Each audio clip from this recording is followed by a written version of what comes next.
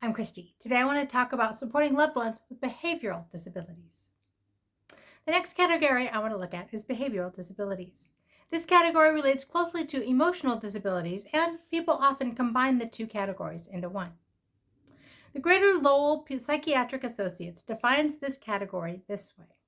Quote, behavioral disorders are classified as a pattern of behaviors that are disruptive and harmful to you and those around you, end quote.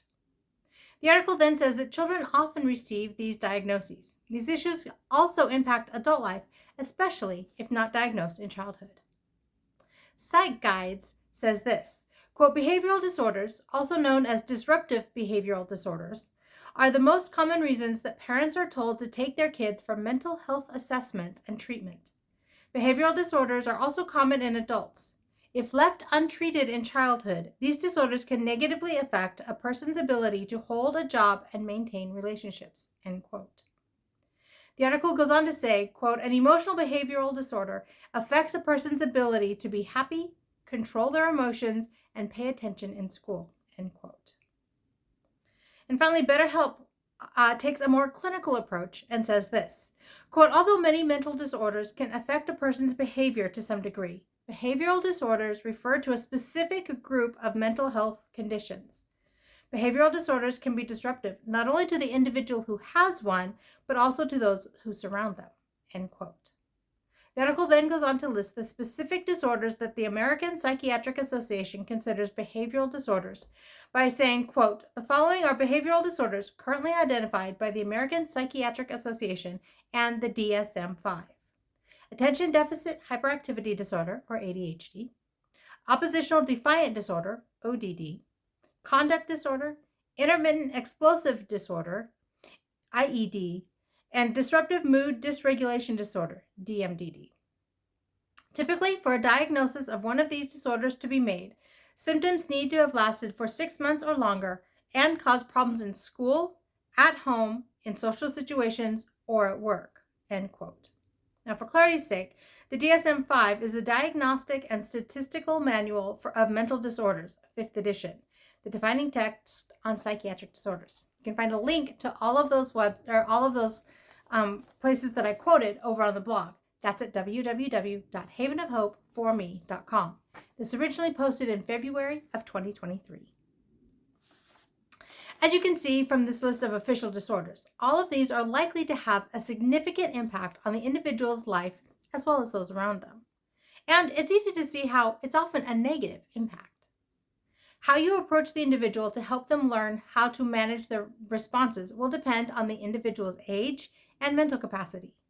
This is definitely an area where explanations and expectations must be at a level the individual is capable of understanding and following through with.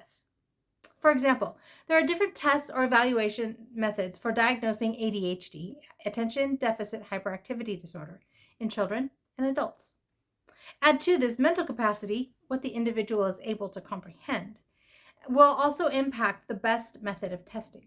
A young child or someone with a lower mental capacity will need a simpler testing method and possibly even having an adult in the lab complete the questions for an accurate reporting of the situation and diagnosis.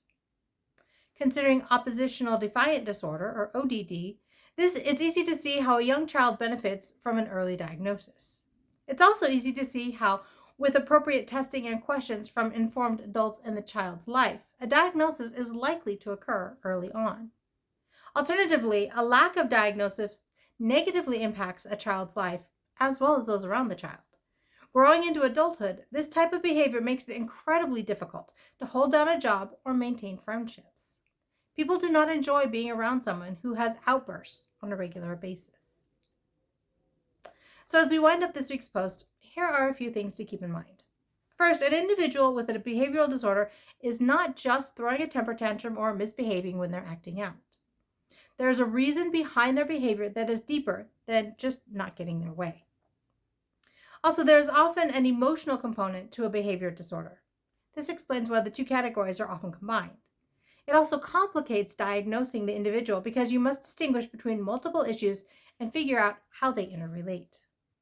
And finally, behavioral disorders are real medical conditions.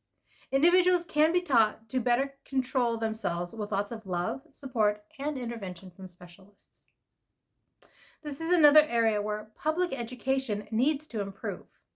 It's so easy to see inappropriate behavior and judge the person as simply misbehaving. Alternatively, something triggered the person's behavioral disorder and they're struggling to control their response. Compassion and understanding diffuse the situation and provide encouragement to the individual as well as to those with the individual. And it goes along with the saying, be kind.